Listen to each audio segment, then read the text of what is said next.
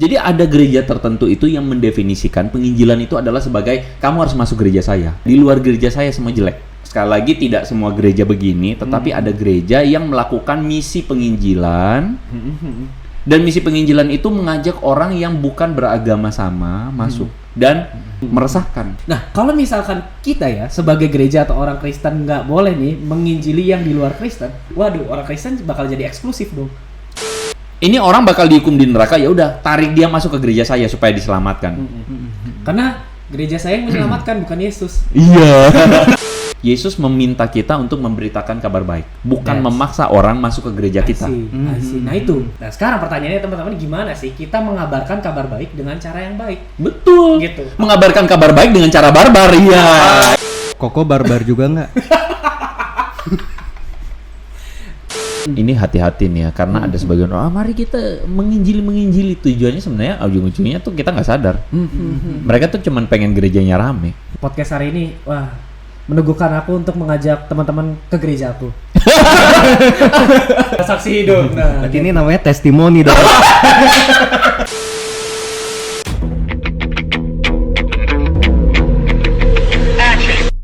Halo teman-teman, kembali lagi bersama di Hello God on Topic. Oke, nggak apa-apa lah. Teman-teman pasti maklum dengan host magang seperti saya. Iya. Sama saya juga. Iya. Ntar dulu belum gua kenalin. Oke, tidak asing Hello God on Topic bersama Ko Andre Tunggal yang dari tadi ketawa.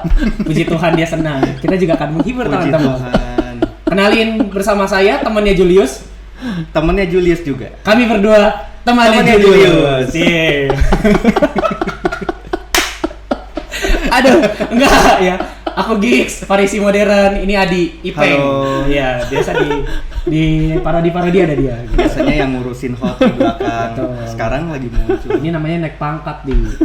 Enggak gitu sih. Oh, enggak gitu. Tapi kita jangan ngobrol berdua dong. Kita ajak ngobrol Koko Cengsa. Halo Koko. Iya. Jangan tambah lagi Oh iya. sebutan baru ya. Tolong. Dan kita bikin quiz kok. Apakah ini maksud dengan istilah seperti ini?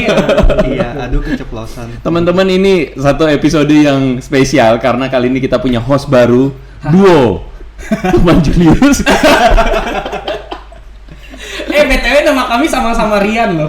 Iya benar. Iya, sama-sama Rian ya. Dengan Rian. Iya, Rian satu dan Tapi yang Rian satu dua. Rian Indonesia, yang satu Rian ditranslate ke Inggris. Iya, betul. Oh iya juga Ryan. ya. Satu Rian beneran ya, satu Ryan ya. Oke, jadi teman-teman, kali ini Julius tidak bersama-sama dengan kami karena Julius sedang berada dalam tugas luar negeri. Aduh, kenapa lucu ya ngomongnya? Oke. Jadi ya tentu tidak akan mengurangi makna karena dari awal aja udah pada lucu banget kan ya. Jadi teman-teman, kali ini kita akan bicarakan satu topik yang menarik. Betul. Apa tuh, Ryan? Jadi ada bentar ya kali ini. BTW kameranya kemana sih? Aku mau ketawa agak bingung. Mau lihat sono, mau lihat sini boleh. Ya udah lah, ntar yang ngedit lah ya. Udah. Oke, nah, Ko Andre dan Adi, kita tuh bakal ngomongin sesuatu yang lagi viral di TikTok khususnya. Nah, apa tuh? Kalau misalkan teman-teman main TikTok ya, mungkin teman-teman tuh follow juga Stanley Howe. Nah, ini Oh, dia TikTokers juga ya. Betul, Dan dia berapa followers? Waduh, sampai 7 juta deh. 7 kalau juta? nggak salah. Iya, Wih, gila, banyak asik banget. ya. Terus kayak dia ini TikTokers dari Surabaya. Dari Kayak suka Surabaya. bikin yang lucu-lucu lah, kadang tuh kayak tentang relationship gitu-gitu. Oke. Nah, yang viral ini, Belakangan. iya, spesial nih, dia bahas tentang red flag di gereja. Nah, Red flag gereja. Maksudnya biasa kita kan nemuin red flag tuh mungkin di relationship gitu kan, kayak Aha. hati-hati nih gitu. Aha. Nah, ini kali ini topiknya menarik banget, dia bahas red flag di gereja. Dan itu ya, waktu itu aku waktu lagi lihat itu likes-nya udah sampai 2 juta. Wah, berarti mungkin orang relate dengan topik Dengan itu. apa yang dialami gitu ya. Betul. Topiknya adalah menginjili orang secara barbar. Nah, ini Ko Andre yang ngomong. Ya. Jadi kata barbar itu adalah bahasa yang gue pakai ya untuk menggambarkan orang-orang yang menginjili tetapi tidak dengan cara yang tepat. Waduh, dia. Cara yang sopan, cara yang elegan. Iya. Jadi caranya barbar. Dan ini tentu saja merisaukan sebagian orang gitu kan ya. Betul. Oke, lanjut. Aduh. Jadul banget. Iya. Iya, Itu siapa? gua nggak nanya dia. itu apa? Anime. Karena ini Ryan ini kekinian, kamu keretroan. Iya. Mungkin kok. Iya. Bisa jadi. Oke. Itu adalah anime zaman dulu. Oh. Sejaman Batman, Superman, Conan the Barbarian gitu loh. I see. Oke, nggak penting. Oke, kita lanjut ke Barbar. topiknya. Itu tadi iklan. Nah ini screenshotnya nanti ditampilin kan? Bukan sih ditampilin. Oh, Oh iya. Aduh, kurang koordinasi ya. maklum kita masih studio Iya nih. studio Emergency. dadakan ya. Hah? Iya, emergency Emergency studio. studio, Emergency ya. studio, betul. Tapi tentu saja nanti ada editor yang cakep mengerjakannya. Aduh. Sama editor. Oke, lanjut. Jadi Ya, nampilin videonya ya bisa udah nggak? bisa lah. Oke, kita saksikan video berikut ini. Amel. Kok ada Iya. beberapa cerita yang ini bikin aku sampai kayak, loh kok gini sih gitu. Ini waktu itu kejadiannya waktu aku SMA kalau nggak salah. Ini kejadiannya temennya adikku. Sebut aja adikku nih punya teman si A. Si A ini ingin menjalankan misi gerejaku ini, yaitu adalah menggapai jiwa-jiwa baru. Wih. Dia di sekolah ketemu nih sama teman-teman sekolah gitu kan. Ketemu nih, wah ini aku mau target si orang ini nih. Ketemu sama si B nih. Kebetulan si B ini agamanya Buddha. Udah beda server, dia punya agama sendiri nih udah. Harusnya udah tahu dong, oh oke, ya udah kalau gitu aku nggak jadi ngajak dong, karena dia udah punya agama sendiri. Iya kan, logikanya kan kalau orang udah beragama, let's say itu udah jelas-jelas dia Buddha kan nggak mungkin kan kita ajak ke gereja kan nggak make sense gitu. Pasti salah fokus sama logatnya. Iya kok. enggak, aku- Betul banget. Bukan, aku lucuin dia ngomong beda server. Beda server. Itu lucu. Gitu. Aku pribadi sih, hehehe. Aku pernah nggak ya buat menginjili orang yang beda server gitu? Sekarang pertanyaannya gini dulu, kan dia kan ngomong refleks kan ya. Iya, Dan iya. banyak orang tuh nonton kan bisa kita hey Anda Kaget. Ini kuasa apa ini? kembalikan. Sekarang sudah kembali. Jadi gini, Iya, Kok. kita bisa ambil kesimpulan bahwa video ini ditonton oleh 2,2 juta terakhir yang gue lihat ya. 2,2 juta berarti banyak orang juga ngalamin keresahan yang sama. Keresahannya apa sih? Keresahannya ada gereja, sekali lagi tidak semua gereja begini, tetapi ada gereja yang melakukan misi penginjilan. Dan misi penginjilan itu mengajak orang yang bukan beragama sama masuk. Dan itu mungkin kalau kita lihat sekilas dari apa yang diomongkan oleh si Stanley Howe ini meresahkan.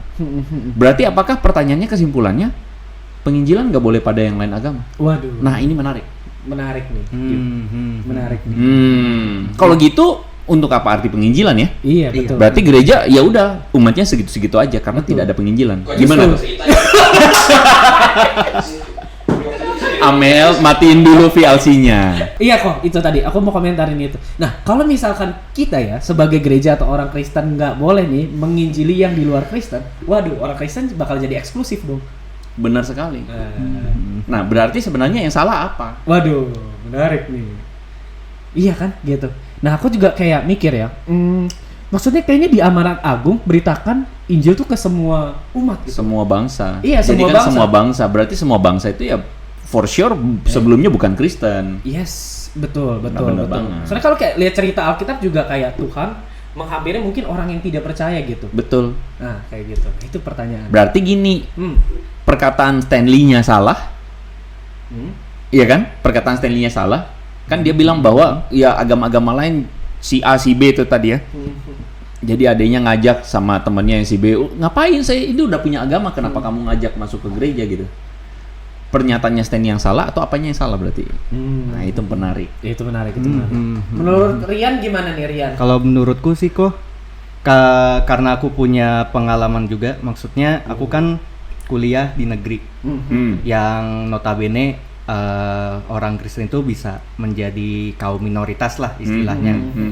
Kalau dari aku sendiri sih, kalau mau dibilang penginjilan, secara tadi yang Ko Stanley bilang, misalnya tadi temennya bilang, oh ya kamu masuk aja sini Kristen ikut ke gereja. Ya aku nggak langsung to the point bilang gitu sih, Iya, karena ya di satu sisi aku berusaha Kayak nggak sopan kan? iya menghargai apa yang dia percaya, dan aku tahu dia dan aku punya boundaries gitu loh kok. Yes. Nah cuman aku di satu sisi aku sebagai kaum Kristen menunjukkan kalau aku ini pribadi yang sekiranya itu menyerupai Bisa jadi Kristus. teladan. Bisa menjadi teladan. Misalnya ya aku ngebantuin temanku dengan tanpa pamrih, terus juga nggak pelit. Kalau yang aku dapat dari Adi ya, nah ya kayak Koko bilang tadi, menginjili mungkin nih masih mungkin nih biar sama-sama diskusi nih. Boleh, tapi caranya itu yang gimana? Sebenarnya kalau menurut gua yang keliru itu adalah definisi penginjilan itu sendiri. Nah, ini menarik nih kok. Nah, kalau kita lihat ya dari apa yang dikatakan sama Stanley Howe nih, kita sekali lagi nggak ngomong gereja mana, teman-teman ya. Jadi gereja kalau Anda merasa ya sudah perbaiki gitu ya. Tapi kalau Anda nggak merasa ya bagus juga gitu kan. Jadi ada gereja tertentu itu yang mendefinisikan penginjilan itu adalah sebagai kamu harus masuk gereja saya. Jadi penginjilan itu masuk ke gereja saya, penginjilan itu masuk gereja saya. Di luar gereja saya semua jelek. Nah, ini adalah definisi penginjilan yang keliru. Penginjilan itu apa? Kamu harus jadi Kristen dan jadi Kristen masuk gereja saya. Ini keliru sekali penginjilan yang seperti ini, dan itu terjadi loh.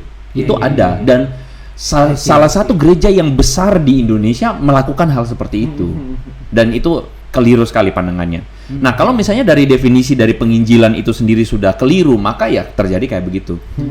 Kamu agama, makanya ada orang yang sekarang rasanya tuh resistan kan, kenapa? Saya udah punya agama kok, kenapa mesti diajak-ajak masuk ke gereja kamu? Ya itulah, karena definisi dia adalah ini orang dihukum di neraka, bakal dihukum di neraka. Ini definisi pemikiran orang ya, bukan ajaran Kristen ya. Ini orang bakal dihukum di neraka, ya udah tarik dia masuk ke gereja saya supaya diselamatkan. Karena gereja saya yang menyelamatkan, bukan Yesus. Iya. Tanpa sadar loh orang jadi kayak gitu. Iya kan? Nah, itu kan definisinya salah. Jadi sebenarnya gini, kembali lagi, apakah penginjilan kepada orang yang bukan Kristen itu necessary? Indeed, harus. Harus. Kenapa? Karena Yesus meminta kita untuk memberitakan kabar baik, bukan memaksa orang masuk ke gereja kita. I see. Nah itu masalahnya. Itu poin menarik kok. Maksudnya Injil sendiri itu kan definisinya kabar baik kan. Iya. Nah sekarang pertanyaannya teman-teman, gimana sih kita mengabarkan kabar baik dengan cara yang baik? Betul. Gitu. Mengabarkan kabar baik dengan cara barbar, iya. Itu tidak baik jadinya. Betul kok. Iya kan? Kayak gitu. Aduh, kenapa ya? Aku mungkin pengalaman pribadi jadi lucu. Oke, apa pengalaman pribadimu? Aduh. Yang cara barbar itu ada? Oke, akhirnya aku cerita. Tadi kan Rian satu ini cerita tentang pengalaman di kampus. Aku juga mau cerita tentang pengalamanku di kampus gitu. Ini dilakukan Kristen sesama Kristen justru kayak gitu. Nah, ini sesama Kristen justru, bukan agama lain. Iya, Kristen sesama Kristen kayak gitu. Gimana ya? Dulu tuh ya, pernah kayak di kampus itu kayak ada tuh komunitas yang masuk ke PMK kampus, Persekutuan Mahasiswa Kristennya gitu. Nah, di situ saat itu aku posisinya jadi pengurus kan. Masuk ke dalam kayak gitu. Nah, terus mereka ini ya kami sebagai pengurus waktu itu siapapun lo, asal lo nggak sesat ya, kami terima gitu. Kami terima. Ya udah, lu kenalan aja. Terus setelah beberapa lama akhirnya tuh dapat laporan gitu loh dari anak-anak yang dilayani.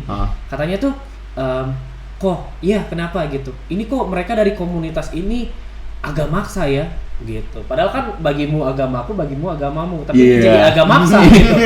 Iya, agak maksa gitu. Agak maksa gitu. Boleh juga. Iya, agak maksa gitu. Terus kayak oke, nanti kita renungkan kapan-kapan ya, Di. Iya, agak maksa. Lanjut. Konten berikutnya. Terus ya kayak maksanya gimana gitu, bukannya kalian have fun, dibeliin makan gitu-gitu loh.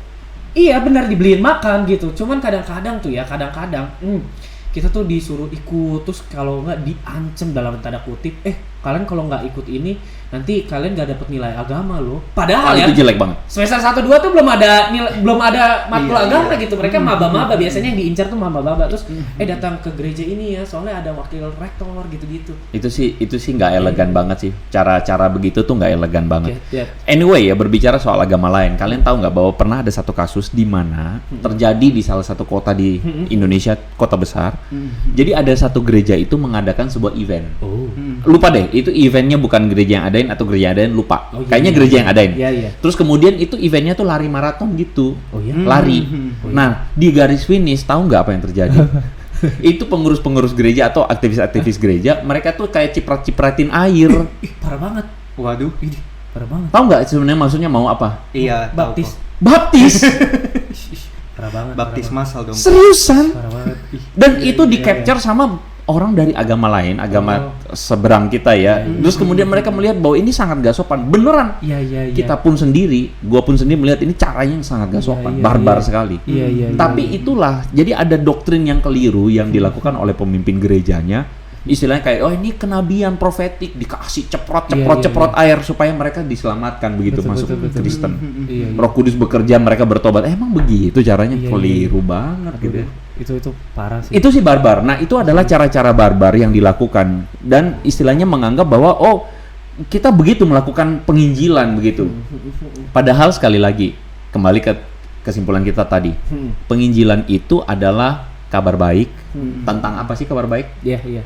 Bukan kabar baik tentang masuk surga loh ya. Nice. Nah, ini menarik ya. tuh poinnya. Nah, kabar baik tentang apa? Kabar baik tentang Kristus. Yes. Tentang Yesus. Siapa Yesus? Tentang kerajaan Allah. Iya. Tentang kebenaran. Yes. Menghidupi kebenaran di tengah dunia yang penuh dosa dan sebagainya. Tentang hidup baru. Ya kan? Tentang melakukan atau menghidupi nilai kerajaan Allah di dunia. Itu yang kita beritakan kepada orang. Sehingga orang-orang yang bukan agama Kristen, mereka masuk Kristen bukan karena status Kristen, tapi mereka tertarik kepada Kristus, datang kepada Yesus karena kebenaran itu sendiri. Yes. About relation gitu loh. Bukan karena supaya ayo masuk gereja gitu. Iya. Itu menarik kok. Aku jadi kepikiran ya di sama Ko Andre. Maksudnya kalau misalkan kita penginjilan terus yang kita jual itu surga, lu kalau nggak terima Yesus, lu mati masuk neraka dan lu nggak bisa masuk surga. Itu kadang tuh aku pikir ya, sebenarnya kita cuma menawarkan kenikmatan materialistis gitu juga tau. Kayak maksudnya sesuatu pleasure gitu, afterlife, lu nggak bakal disiksa. Iya. Lu mungkin lu nggak apa-apa dah di sini sekarang gitu, lu menderita, tapi nanti lu nggak menderita lagi. Iya. Gitu. Tapi Yesusnya tuh kadang lupa. Yesus cuma kayak jin gosok aja mungkin. Alat buat masuk surga. Iya. Asik. Cuma kayak jadi calo gitu loh. Tapi bukan jadi ini. Jadi punya ingat pengalaman. Jadi dulu aku kan sempat juga pengurus di PMK apa ya, kalau nggak universitas kegedean, fakultas kalau nggak salah. Aku jadi pengurus di situ dan karena kami itu istilahnya berteman baik dengan di sekre kan ada BEM, ada BEM, terus ada DPM. Kadang-kadang ada himpunan mahasiswa yang Muslim juga, ada yang kampus juga. Aku pernah tuh satu saat ngajak ngide kayak gini. Bagaimana kalau misalnya pas kita ibadah Natal, kita undang mereka perwakilan satu-satu buat datengin lah istilahnya. Ya untuk memeriahkan aja lah kayak gitu. Terus pas udah di floor kayak gitu, mereka seneng dong kayak gitu. Karena kadang-kadang tuh kalau aku melihat dari sisi mereka, mereka tuh seneng apa ya? Mungkin seneng kayak diundang gitu loh. Seneng untuk melakukan bersama-sama, have fun lah istilahnya kayak gitu. Dan aku menyadari, mungkin ya kalau mau disebut penginjilan mungkin bisa disebut ya. Cuman memang kami ini ya berpikiran kalau kita ingin menunjukkan kasih aja sih, kayak gitu. Poinnya di situ menunjukkan kasih. Yang keliru adalah ketika diundang terus kemudian dipaksa masuk pindah agama. Itu kacau tuh, kacau banget. Iya. Oke lah, ini ada video keduanya kayaknya ya. Ada, masih banyak video-videonya. Silakan, Amel. Nah kali ini VLC akhirnya bekerja. Ini didatengin sama temennya adikku si A ini. Didatengin terus ngomong, ayo hari Sabtu ke gereja gini. Sabtu ini soalnya ini ibadahnya ibadah kayak ibadah remaja gitu loh. Kalau Minggu kan ibadah yang umum gitu. Ayo Sabtu kita ke gereja gini. Dikeluarin lah tuh jurus-jurus S3 marketingnya itu supaya si B ini mau ikut ke gereja. Sama si B dibalas, loh aku kan Buddha, nggak bisa dong masa ke gereja gitu kan intinya gitu. Masih diterusin nih sama si A itu. Nggak apa-apa, coba aja dulu, datang aja, nggak apa-apa. Siapa tahu nyaman gini. Lah ini kan menurutku ini udah kelewat batas gitu sebenarnya. Si B tetap nolak nih, enggak mau lah gitu. Ya bayangin orang udah punya agama sendiri gitu. Endingnya terus sama si A tuh diginiin. Ya udahlah nggak apa-apa, kalau nggak mau aku doain kamu cepat bertobat ya. Aduh. Iki ajarannya sopo kayak gini ya. Amel close lagi, buka. Oke. Tetap dulu. Aduh.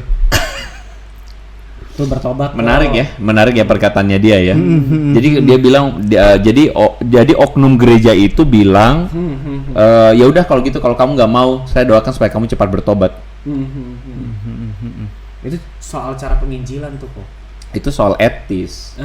Gimana? Sebenarnya perkataan dari dia Iya. ketika supaya kamu bertobat itu tuh kan kata bertobat itu sendiri itu definisinya apa?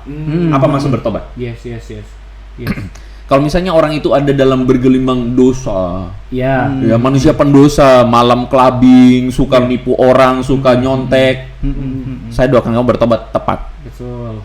Tapi kalau misalnya orangnya itu orang baik, agamanya Buddhis, tetapi dia baik, bertobat apanya? Iya. Kalau misalkan definisi tobatnya itu percaya dan terima Kristus gimana? Pak? Nah, itu definisinya. Cuman masalahnya bagi orang yang bukan Kristen, nggak bisa menerima definisi itu kan, Nggak, karena iya. mereka nggak Benar tahu. kok. Oh. Nah, kelirunya adalah Oke. si temennya adenya itu Iya. menggunakan kata bertobat depan orang. Loh, kenapa saya mesti bertobat? Saya udah punya agama, saya taat dengan agama saya. Iya. Itu masalahnya. Itu menarik. Nah, kekeliruan dari orang-orang Kristen yang ini kalau dalam bahasa gue tuh orang-orang Kristen yang mungkin bisa kita bilang fanatik. Apa itu fanatik? Tidak paham, tapi semangat gitu loh, membela gitu kan ya, dan sebagainya. Itu kayak JKT48, sorry. Ini ada fansnya dulu. Iya, terus ngomong kata supaya aku bertobat. Lah, itu bukannya membuat orang bertobat dalam tanda kutip, bikin orang tersinggung. Garit. Dan nggak elegan banget. Orang Kristen harusnya nggak boleh begitu. Itu Iya, menarik. setuju kok. Iya. Aku pun aja nggak berani kalau kayak ngomong kayak gitu loh. Iya loh, siapa kita sampai kita bisa bilang kamu tuh hidupnya Iya. penuh dosa, bertobat. Betul. Nggak begitu. Aku nggak punya hak untuk ngomong kayak gitu Betul juga. banget. Kalau yang aku dapat sih dari itu ya komenku ya, maksudnya Tuhan aja datang tuh dengan cara manusia gitu loh, maksudnya berinkarnasi. Itu menurutku tuh tujuannya apa? Supaya Allah bisa berkomunikasi dengan manusia, gitu loh. Supaya maksudnya bisa sama gitu, match gitu. Nah begitu juga menurutku kalau misalkan kita mengabarkan kabar baik, tentu kita harus kayak kenal, terus pemilihan kata-katanya gitu loh. Yang berarti- sesuai. Iya, bukan berarti kita mendegradasi Injil itu, bukan. Tapi kayak menurutku ya, kayak Allah yang mau kenal kita. Betul. Dia datang dengan cara dia, misalkan nih waktu ketemu sama perempuan di sumur, ya cara dia berkomunikasi itu kan bukan kayak, oke, menurut kamu Westminster 1 apa gitu. Enggak. Ya, Bentar Westminster, apa itu? Hah? Gitu. Saya mah nimba begini doang, nggak tahu gitu. Ya, gitu dong. Gitu. Hukum katrol aja mungkin belum tahu. Katro. Katrol. Bentar, dia nimba waktu itu pakai katrol atau pakai gayung doang? Nggak mungkin pakai gayung. Kayaknya nggak mungkin pakai gayung Nggak mungkin, sih, kok. kayaknya nggak mungkin. Ember. Nggak mungkin. Maksudnya Ember diikat tali. oh iya Dia bisa. nggak pakai katrol, bener, Adi. bener. Iya, Iya benar kan kok hukum katrol aja belum mungkin tahu. belum tahu. Gitu. Iya, katrol aja mungkin nggak pakai. Iya, bener. Ya makanya embernya kadang nyangkut di dinding sumur itu. Oke, sumur ini. Aduh, random. Oke, jadi sebenarnya itu problemnya itu seringkali itu kita punya pemahaman yang keliru, dan ini sebenarnya tugas tanggung jawab dari pemimpin gereja juga. Please, mohon pemimpin gereja tolong mengedukasi itu jemaat. Betul, semangat penginjilan bagus, oke, gitu. Tetapi jangan penginjilan yang barbar kayak begini, gitu loh. Dan ini sebenarnya justru malah mempermalukan kekristenan dan gereja yang lain yang tidak saliran dengan Anda, Wah, gitu loh. tidak saliran. Ya maksudnya bukan ya gereja yang lain yang tidak labelnya sama atau tidak saliran, itu mempermalukan juga, dan akhirnya kekristenan itu akhirnya menjadi olok-olok juga oleh sebagian mereka yang agamanya seberang. Ya mereka tuh punya kesan kita itu maksa orang jadi Kristen. Itu kan keliru sekali. Betul. Kayak gitu. Tapi kok kayak aku mungkin kalau misalkan yang kayak penginjilan kontekstual itu kan dilakukan Paulus kan, yang kayak Paulus pernah bilang kalau kamu ke orang Yahudi ya jadilah orang Yahudi, begitu juga kalau kamu jadi orang Yunani jadilah orang Yunani. Tapi kayaknya kadang di Alkitab juga ada yang maksa gitu nggak sih kok? Kayak siapa ya ceritanya yang Petrus itu waktu yang menobatkan 3.000 orang itu? Enggak, itu kan mereka orang Yahudi. Oh. Dan waktu itu Petrus ketika berkhotbah itu, Petrus tidak bermaksud untuk menjadikan mereka Kristen loh. Oh gitu. Petrus cuma menunjukkan kepada mereka, hey, ini Yesus Mesias yang kita tunggu. Itu menarik. Ini Yesus Mesias yang sudah kita nantikan. Jadi Petrus itu berbicara dalam konteks pemikiran orang Yahudi. Oh gitu. Jadi Petrus tidak sedang bermaksud untuk menjadikan mereka Kristen, enggak. Karena nama Kristen pun atau definisi Kristen pun itu baru muncul misalnya disebutkan di Antioquia. Definisi Kristen pun dikeluarkan secara resmi oleh konsili Yahudi. Dikeluarkan karena apa? Karena dianggap Kristen ini sekte bidat. I see. Identitas Kristen itu pada masa Petrus itu sesederhana, kami adalah orang-orang yang percaya kepada seorang bernama Yesus. Iya, Dia iya, adalah iya. Mesias. Udah. Iya. Gitu. Iya. Jadi tidak pernah terjadi di dalam kisah para rasul pemaksaan orang jadi Kristen itu tidak pernah terjadi. Iya juga ya. Tidak pernah terjadi. Iya betul. Maksudnya kayaknya aku langsung berkontemplasi habis kita discuss gini kayak Tuhan Yesus selama pelayanannya aja gitu. Maksudnya dia melakukan mujizat gitu-gitu, terus kayak makan bareng segala sesuatu. Kan kadang banyak orang yang udah ngelihat wah amazing nih orang, tapi ditinggalin Tuhan Yesusnya. Nah, Tuhan Yesus apa? Woi, balik. Hey, kamu masuk neraka kamu ya. Udah mujizat sini dong. Bahkan ada orang kaya yang muda yang datang pada Yesus, terus Iya. kemudian dia tanya, "Guru, apa yang harus kulakukan lagi?" Lalu Yesus bilang, "Ada satu yang kurang, apa itu? Jual segala milikmu, ikutlah aku." Terus kemudian orang muda itu pergi dengan sedih. Dan Yesus nggak bilang, "Hei kamu, mana tarif konsultasinya? Mana persembahan kasih? Mana perpuluhannya?" Kalau gitu jadi MLM. Oh iya dong. Yesus nggak paksa. Yesus cuma memandang pemuda ini dengan kasih. Yesus nggak memandang pemuda ini dengan mengatakan, "Dasar kamu calon penghuni neraka, kamu nggak percaya saya." Enggak juga. Yesus hanya memandang pemuda ini dengan kasih dan kemudian mengatakan, "Ikutlah aku." Tapi pemuda ini nggak bisa melakukannya dan dia pergi. Dan Yesus bilang kepada murid-muridnya, "Bukankah demikian betapa susahnya orang kaya masuk kerajaan sorga?" Yesus cuma mau kasih tunjuk kepada para murid bahwa inilah masalah hati kan. Ada orang yang hatinya nggak bisa lepasin yang lain, dunia, begitu kan ya. Ya udah gitu aja. Yesus sih santuy dan simple loh. Yesus cuma minta pertobatan. I see. Yesus cuma minta pertobatan dari para pemimpin agama. Yang yang menolak kebenaran, yang tahu kebenaran tapi melakukan kejahatan kepada umatnya. Yesus cuma minta itu dan Yesus tegur adalah kejahatan. Yesus tidak menegur orang-orang yang tidak mau ikut dia. Yesus nggak tegur. Wow. Menarik ya? Itu menarik. Wah, itu menarik. Yesus cuma bilang bahwa ikutlah aku. Yesus nggak paksa. Menarik ya? Iya. Nah, tapi kok itu menarik banget. Aku kayak wow, termenung gitu. Nah, kalau misalkan kayak sekarang kita hidup di zaman sekarang kan. Nah, secara praktikal, apakah maksudnya memang kita, oke deh saya programin. Ini saya udah temenan nih, misalkan Adi tidak Kristen ya, udah programin. Hey, kamu bukan Kristen. Iya, 2 bulan temenan sama Adi, gue mau injili dia nih. Injili dalam arti gue pengen ceritain Yesus gitu. Mau percaya nggak? Terus gue mau tantang dia. Gitu. Nah, menurut Koko gimana kalau maksudnya secara praktikal menginjili? Apakah yang kayak Adi bilang aja lewat tingkah laku kita? Atau boleh gitu sesekali kita tantang orang-orang yang kita belum percaya gitu? Kalau menurut gue ya sebenarnya setiap orang itu unik dan kali-kali kalian tadi cerita ya, misalnya cerita tentang Yesus yang datang kepada perempuan Samaria yang di sumur. Yesus masuk dalam sebuah perbincangan sederhana. Yesus masuk dengan sebuah problem yang dihadapi oleh perempuan itu. Apa problem perempuan itu? Penolakan. Perempuan itu ambil air di sumur pada pukul 12 siang. Tidak ada orang menimba air pukul 12 siang. Pada makan. Orang nimba air pada pukul pagi atau sore. Kenapa perempuan ini menimba air pukul 12 siang? Takut ketemu orang. Kenapa? Iya. Kenapa? Ada penolakan mungkin di Penolakan kenapa? lingkungannya. Iya. Kenapa? Dia nikahnya berkali-kali kan? Yes. Iya, Bahkan oleh bukan orang Yahudi saja, Iya. oleh sesama orang Samaria, dia itu ditolak, digunjingkan. Tapi Yesus datang sebagai siapa? Seorang rabi Yahudi. Gila nggak? Iya. Laki-laki dan rabi Yahudi. Perempuan itu bilang begini, masakan kamu seorang rabi Yahudi meminta air daripadaku? Gak salah kamu. Kenapa? Rabi itu nggak pernah ngomong sama perempuan. Nggak pernah ngomong sama perempuan depan umum. Rabi nggak boleh. Gitu. Karena kesannya apa? Kesannya tuh perempuan itu kotor. Strata di bawah dalam budaya pada waktu itu. Tapi Yesus itu menerima berbicara kepada perempuan. Gila sih. Iya. Rabi Yahudi itu dalam kata itu terdapat beberapa segmen gitu. Pertama rabi. Rabi itu nggak ngomong. Kedua Yahudi. Kamu tuh orang Yahudi nggak ngomong sama aku orang Samaria. Karena kalian orang Yahudi tuh benci orang Samaria. Wow. Iya. Jadi Yesus masuk kepada perempuan Samaria dalam hal spesifik, yaitu masalah penolakan. Dia ditolak dan dia dibenci komunitasnya. Sama orang Samaria dibenci, apalagi sama Yahudi. Apalagi sama rabi Yahudi. Iya. Gila kan? Multi layer gitu. Multi layer banget. Multi level marketing. Waduh. Jadi Yesus datang dan Yesus tuh berbicara kepada perempuan ini dalam apa yang dia butuhkan. Penerimaan. Yang kedua, Yesus berbicara tentang masalah kamu akan menyembah Allah bukan di gunung ini atau di gunung itu. Iya. Perempuan ini bingung loh, kamu menyembah Tuhan tuh ya Yesus bilang enggak. kamu akan menyembah di dalam roh dan kebenaran. I see. Yesus mengenalkan kepadanya tentang pribadi Allah yang dekat di dalam hatimu. Wih gila, perempuan itu langsung merasa diubahkan.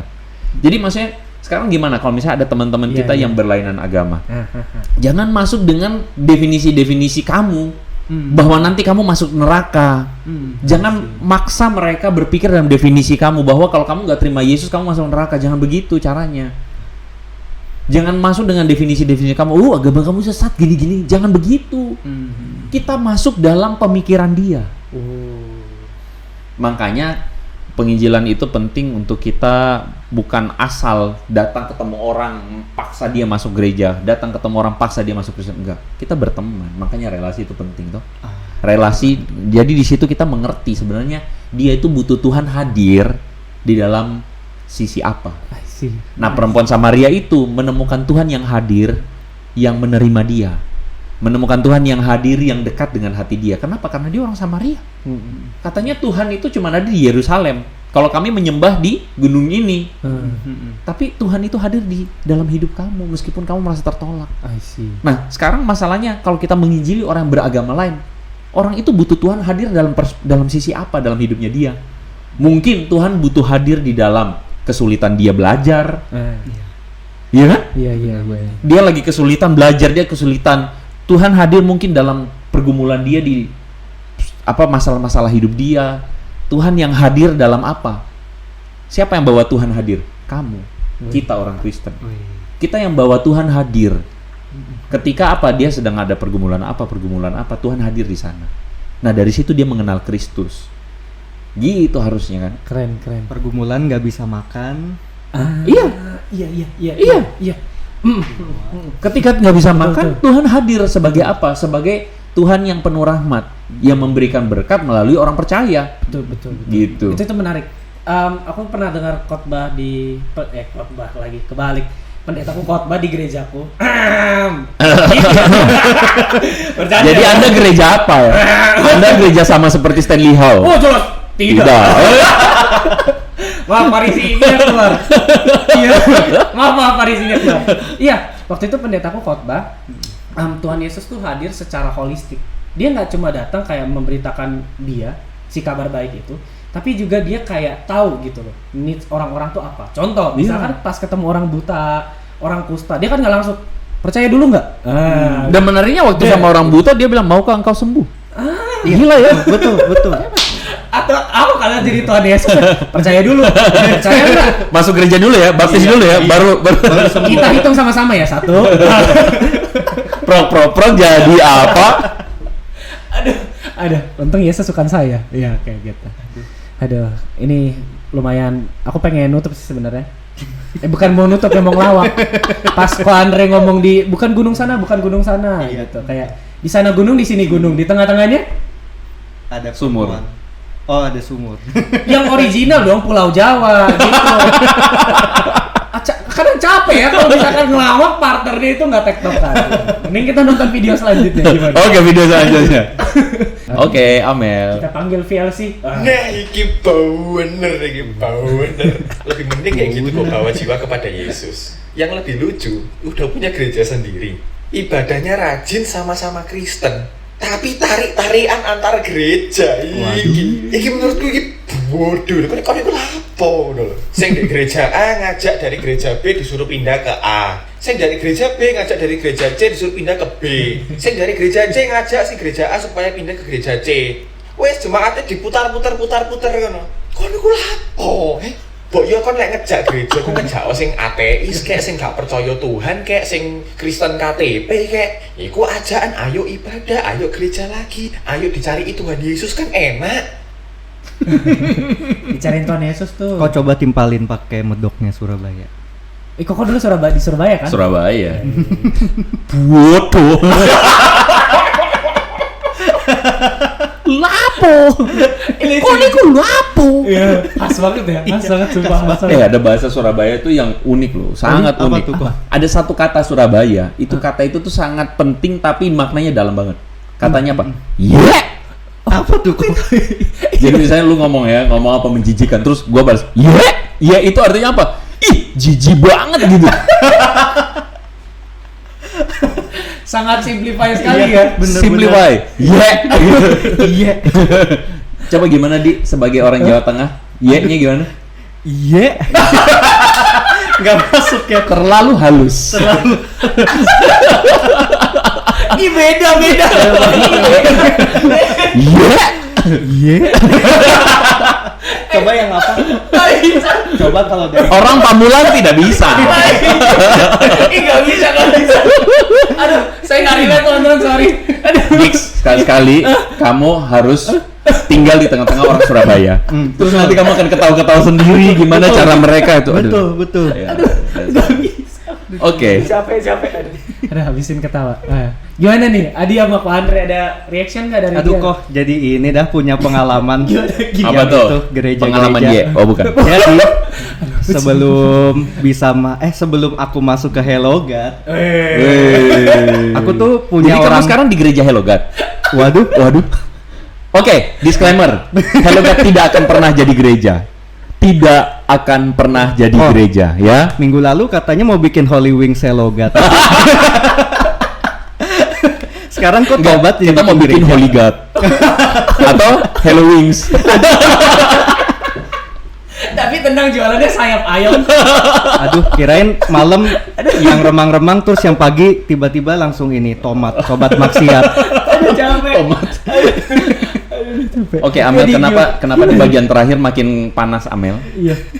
Ya, oke lanjut. Gimana, Jadi Di? ceritanya. Sebelum aku masuk ke Hello God, gimana ya ceritanya ya? Aku tuh bisa masuk Hello God sebenarnya karena orang dalam sih. The power of orang The dalam. power of orang dalam, Iya. kayak gitu. Jadi gimana ceritanya? Pada nengok ke gua dong. Lu yang cerita. Kok nengok ke gua? Mau bilang boleh nggak? Aku dari denominasi lain.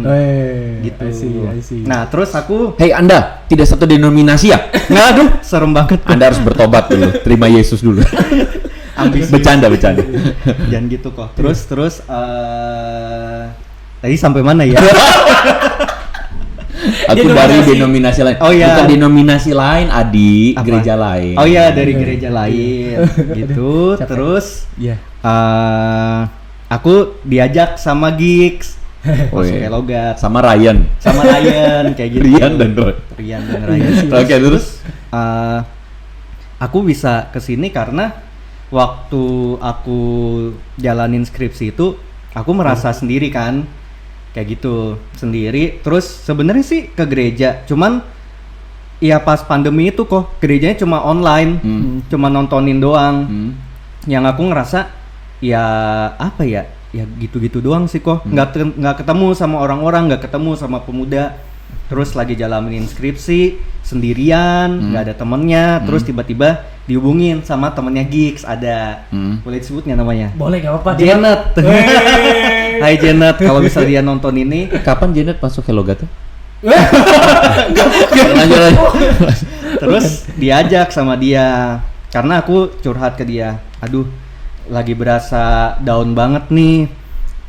Terus juga apa ya? Dia merasa sedih, terus nggak bisa ke gereja, nggak bisa kumpul, nggak punya temen yang kira-kira bisa ngebantu skripsi. Temen ada tapi ya maklum lah, udah pada lulus, udah pada sibuk dengan dunianya masing-masing.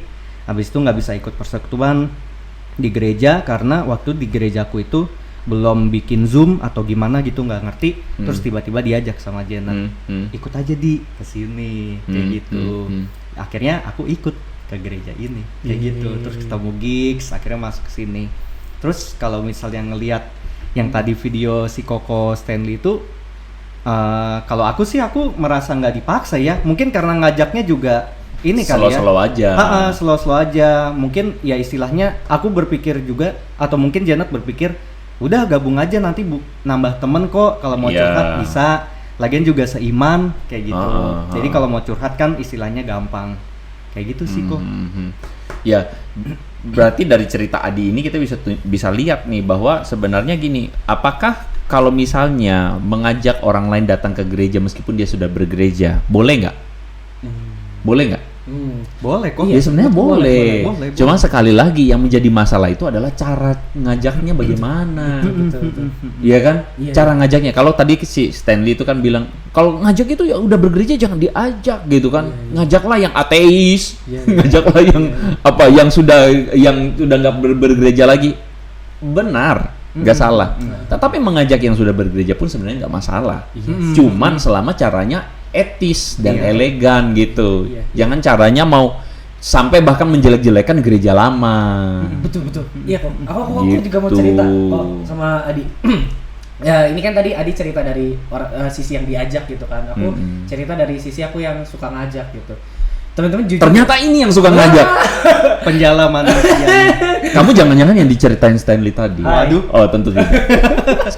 Kesalahan Stanley adalah dia nggak ketemu gigs. Iya, betul. Iya. Tentu bukan aku yang diceritain. Jadi kalau misalnya Ko Stanley nonton podcast ini, Boleh langsung aja cari DM dan ajak dia ngomong Jawa dan ajarin dia ngomong ye. Instagramnya @kokohray. Oh iya. Nah itu. Nah aku lanjut mau ceritain. Nah aku dari sisi yang ngajak, aku kan sering jadi pengurus, aktivis gitu-gitu. Nah teman-teman ya, ini mungkin bisa jadi reminder buat kita juga, hati-hati kalau misalkan tuh kita terjebak sama statement yang bilang kayak gini. Ayo dong ajak teman-temannya datang ke gereja kita supaya ramai. Nah itu harus hati-hati gitu. Kadang tuh kita kalau jadi pengurus atau aktivis ngeliat tuh kayak, oh jumlah jemaat gitu loh. Memang ya jumlah jemaat itu bisa jadi tanda, oh gereja kita mungkin lebih baik kayak gitu loh, kayak khotbahnya kita provide segala sesuatu secara holistik. Tapi jangan fokus sama itu. Percuma kalau misalkan kuantitasnya banyak tapi tidak berkualitas kayak Betul gitu. banget. Nah terus kayak aku pun ya, aku akhirnya merefleksikan kayak gitu-gitu. Nah aku aktif di kampus, aku aktif di gereja, terus aku suka ketemu orang dari gereja lain, dari denominasi lain bahkan kayak gitu loh. Nah aku kalau ngajak ke mereka, aku selalu bilang kayak kalau kosong join aja daripada maksudnya lu nggak ada acara kayak gitu. Nah teman-teman datang aja coba, maksudnya aku cari common ground-nya gitu loh. Kayak kalau misalkan lu butuh teman, kita suka main kartu gitu. Hah, main kartu di gereja? Main kartu di gereja? Maksiat. Kartu Uno kok. Kartu Uno. Bukan kartu tarot ya kayak gitu. Aku cari common ground gitu. Terus kayak misalkan kalau kayak malam minggu kosong, ya udah kita sesama jomblo, ya udah. Gitu loh, cari common ground-nya gitu. Betul. Terus aku juga bilang kayak gini. Selama lu masih kosong, tapi kalau misalkan lu lebih cocok di gereja lain, gue mau hadir jadi teman yang nemenin proses lu supaya lu dapat gereja yang bisa bawa lu bertumbuh. Nah itu menarik ya. Kayak gitu loh. Aku sering banget kok sama Adi, aku kayak ngajak teman ke gerejaku. Cuman gereja Kalau nggak cocok, iya, cuman gerejaku bisa aku bilang kayak batu loncatan gitu. Supaya dia nemuin komunitas yang mungkin lebih oke kayak gitu. Dan aku nggak masalah. Karena kadang tuh menurutku spiritualitas ya gereja itu mencerminkan spiritualitas tuh yang berbeda-beda. Maksudnya dalam arti ekspresi mungkin ya. Ada mungkin orang yang suka lebih sering belajar teologi, doktrin gitu-gitu. Atau mungkin ada orang-orang yang lebih suka mengekspresikan spiritualitasnya dengan seni. Ya tentu mungkin kalau di gereja paling common musik ya. Musik yang lebih ekspresif kayak gitu-gitu loh. Nah menurutku sih itu penting gitu loh. Jadi aku kayak nggak pernah, aku jujur ya kalau misalkan aku sih pengen ya orang ramai di gereja aku, tapi sekali lagi aku juga pengen orang itu bertumbuh. Setuju. Tujuan dari penginjilan ini hati-hati nih ya, karena ada sebagian orang mari kita menginjili. Tujuannya sebenarnya ujung-ujungnya tuh kita nggak sadar. Mereka tuh cuman pengen gerejanya rame. Padahal kalau nggak tahu ya, kalau gue berlawanan pemikirannya. Menurut gue gereja itu nggak boleh jadi mega church. Ini menarik. Gereja tuh nggak boleh jadi mega church. Wow. Menurut gue ya. Iya. Kalau udah mulai tanda-tanda membesar harus pisah. Kenapa? Karena kepentingan komunitas. Ketika gereja jadi mega church, komunitas itu akan sulit tercapai. Hanya cuman jadi attendance, cuman jadi event organizer aja. Dan itu gak baik. Begitu sih. Jadi gimana kalau misalnya gereja udah terlalu besar? Ya nanti kita bikin podcastnya kapan-kapan. Asik. Lanjut video kedua. Video terakhir ya. Video terakhir. Oke, mungkin kita panggil lebih keras. Ini. Tujuannya lo sama. Mek tinggal milih tuh, aku lebih nyaman di sini, aku lebih nyaman di situ lah. Wes sih. Lah sakarepe sih. Ini lebih bertumbuh apa sih? Mulute lho. Kono kudu dek kene, kudu tertanam supaya lebih bertumbuh imannya. Lambene. Cari sing gak tau nang gereja ngono lho. Cariin sing kanca-kancamu sing ateis, sing gak percaya Tuhan iku lho. Apa sing Kristen tapi malas ke gereja, alasane ana ulang tahune kancane ta. Nah, iku jak nang gereja. Kudu kancamu gereja B, mbok jak nang gerejamu gereja C, mbok ke gereja. Mari kono gereja-gereja lain gak ono jemaat pindah nang gerejamu kabeh iki lak egois namane. Ya lucu sih. Ada satu perkataan Itu bahasa Surabaya tuh. Apa? Lambe. Iya, lambe. Lambe itu artinya Mulut tapi kasar. Oh, lambe kasar. jadi itu ada pada bahasa Jawa itu ada tatanannya gitu loh, ada hierarkinya gitu, Gigs. Mulut, terus ada lambe, ada cangkem, Ada cocot. cocot itu lebih kasar lagi. Iya. Oh gitu. Kira tuh stratanya cuma 3 loh, tapi banyak ya ternyata. Banyak. Mulut apa? Lambe, cangkem, Cangkem, cocot. Lebih parah. cocot tuh udah ini banget. Yang paling halus. Tapi kayaknya halus bukan mulut deh, Di. Ada lagi. Iya, ada Apa lagi, sih? cuman apa ya nggak tahu juga. Mouth. Teman-teman mungkin yang dari Jawa bisa komen ya. Hai, saya minoritas di sini. Nggak bisa join. Nah, saya orang Sumatera gitu. Landing slap di chat. Iya. Ya itu menarik. Aku pengen komentarin, menarik. Tadi aku sempat itu kan bilang kayak aku mempersilahkan orang-orang tuh untuk bertumbuh dan berkembang ya mungkin di gereja lain, nggak di gereja aku gitu. Nah cuma tadi dia bilang gitu soal kenyamanan.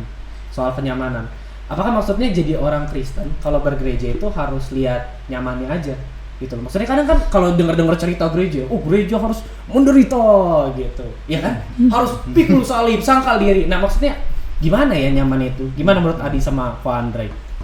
Adi deh.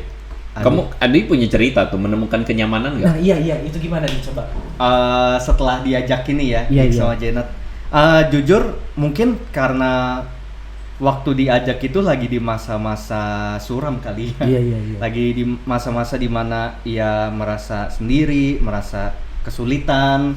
Terus tiba-tiba kayak ada satu temen yang ngerti banget gitu, menghampiri terima kasih udah mau ini, terus oh ya makasih juga udah mau nemenin di masa kayak gini, tahu aja lagi susah-susahnya. Itu sih yang aku ngerasain, ya aku justru nyaman Nyaman dengan komunitasnya. Betul. Iya. Kayak Bukan nyaman karena AC-nya kan? bukan karena kemegahan gedungnya, Nah, bukan sound systemnya bagus, sistemnya, bukan lampu-lampunya. iya yang gemerlapan bagaikan bintang. Bagai keturunan Abraham. Iya betul, bukan karena kameranya yang mahal-mahal, enggak. Ups, Waduh, punya kita masih belum mahal-mahal amat. Belum. OTW kok. Oke. Amin. Tapi karena Gue buka donasi ya. kehangatan yang diberikan oleh teman-teman, welcoming gitu. Wow. Keset. Kayaknya jadi Bener juga. definisi dari kenyamanan itu yang mungkin dia bilang ini beda definisi sama kita nih, gitu kan. Nah, dia bilang tadi kenyamanan, ini sebenarnya nyaman itu seharusnya ada pada nilai-nilai yang benar, bukan nyaman karena hal-hal yang seperti dunia tawarkan. Ya nyaman apa? Nyaman, gereja aku bikin happy ya. Kalau bikin happy ya pergi misalnya ke hiburan malam aja atau ke mall. Iya. Aduh gerejaku dingin enak ya, pergi aja ke restoran yang dingin gitu kan. Aduh gerejanya ini datang menyenangkan bisa bikin kenyang ya, pergi aja ke tempat lain gitu kan. All you can eat. Iya, kayak gitu tetap. Jadi poinnya sebenarnya gereja itu sekali lagi bukan meniadakan faktor-faktor itu. Kalau bisa bikin nyaman ya bagus toh. Tapi lebih baik sebenarnya kan harusnya gereja atau komunitas itu bikin nyaman pada komunitasnya. Orang tuh merasa tidak dihakimi, orang merasa diterima, orang merasa oh iya ya tergugah untuk mengikuti teladan yang baik, tergugah untuk menghidupi kebenaran. Wah, orang nyaman tuh melihat firmannya ini masuk akal, relevan, koheren dengan ini hidup saya gitu kan. Ya harusnya itu sih nyamannya ya. Oh, iya betul. Gitu. Bukan karena ini salah satu sebenarnya nggak tahu tadi dia ada ngomong ya. Iya, Dia iya, ngomong nggak sih soal masalah pemimpin nih? Wih, kok pendetanya enak. Ono enggak? Oh, ada. Cuman ini nggak ditampilin di sini. Nanti tambahin aja. Iya, tambahin. Nggak tahu deh. Wis melok gerejaku ae, luwe bertumbuh. Pendetone luwe enak. Firmane luwe sip lho. Jadi pendetanya sip. pendetanya ini pendetamu udah enak. Nah, itu celaka itu. Iya. Ya, jadi sebenarnya gini, betul figur itu penting dalam sebuah gereja dan sebagainya. Tapi berbahaya loh kalau udah sampai pendetanya itu udah hampir setara Tuhan. Itu bahaya banget loh. Megalomania. Iya. Kirain di mana Megalodon. Istilah dari Ko Andre, tonton aku tahu.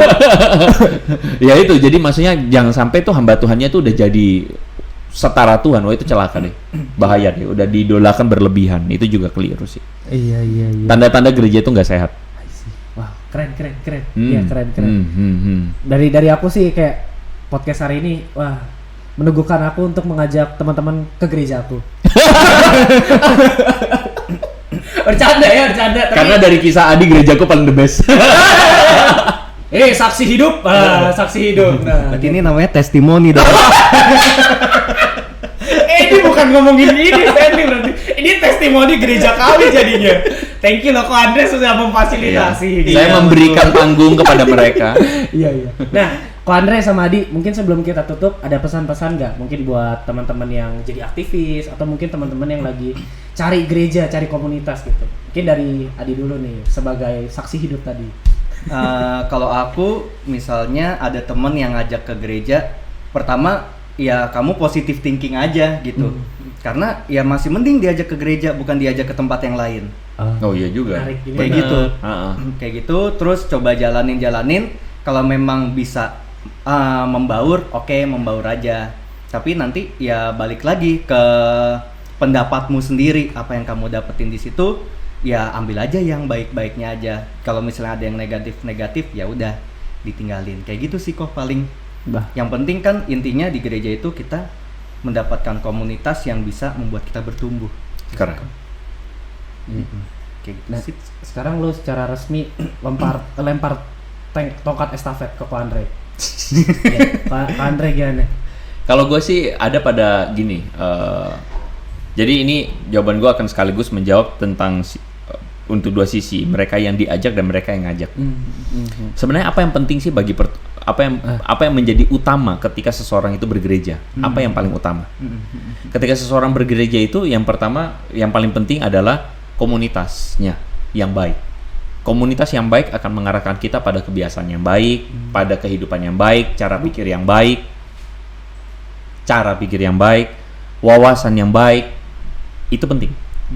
Jadi kalau misalnya kamu sebagai orang yang diajak, pastikan bahwa gereja itu adalah gereja yang punya komunitas yang baik. Dan kamu pun yang ngajak tahu diri. Kalau komunitasmu nggak baik, jangan maksa orang gitu loh. Iya kan dong. Kan itu kan begitu kan ceritanya. Jadi komunitas yang baik itu akan menolong kita. Yang kedua tentu saja bukan hanya komunitas yang baik, tapi pengajaran yang baik. Jadi pengajaran yang benar, yang sehat. Pengajaran yang sehat itu apa? Pengajaran yang berdasarkan pada firman Tuhan. Tetapi bukan hanya pada firman Tuhan doang, tetapi pada hermeneutika, penggalian firman Tuhan yang bertanggung jawab. Lihatlah dari apa? Dari buah-buah ajarannya itu seperti apa. Maksudnya buah-buah ajarannya itu buah-buah dari khotbah di mimbar itu membuat jemaatnya kayak gimana sih? Buah pengajarannya itu kelihatan dari mana? Dari teladan pemberitanya, begitu loh. Hidupnya seperti apa, begitu. Nah, lihatlah dari itu. Jadi kalau kamu lagi diajak, perhatikan faktor-faktor itu.